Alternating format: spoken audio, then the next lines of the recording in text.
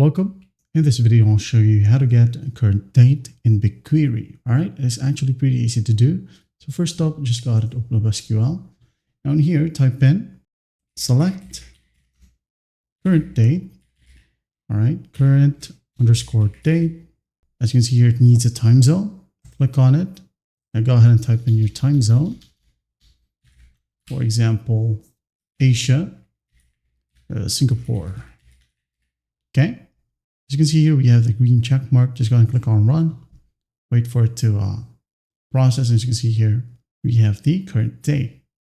So let's go ahead and maybe create a column out of this one, maybe as current date. Okay.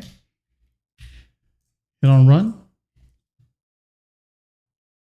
Now we have the current date column, row 1, 2025-06-22, which is correct.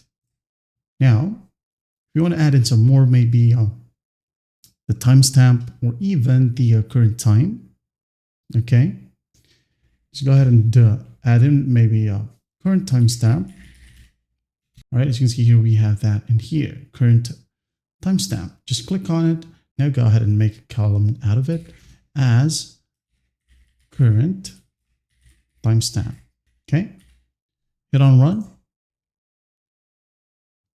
All right, as you can see here, 2025-06-21, and this is the time.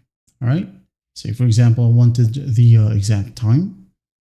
Just go ahead and type in current time, like so.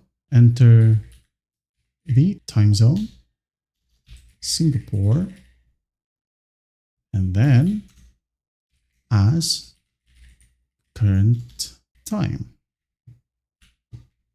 Okay, run. There you go, 311, and here 311.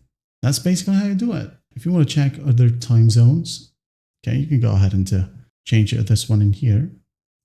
Asia may be from India. We have Kolkata. I'm going to delete these two, like so. And then add the current time from Kolkata. Select current time, Asia, Kolkata, like so. Run.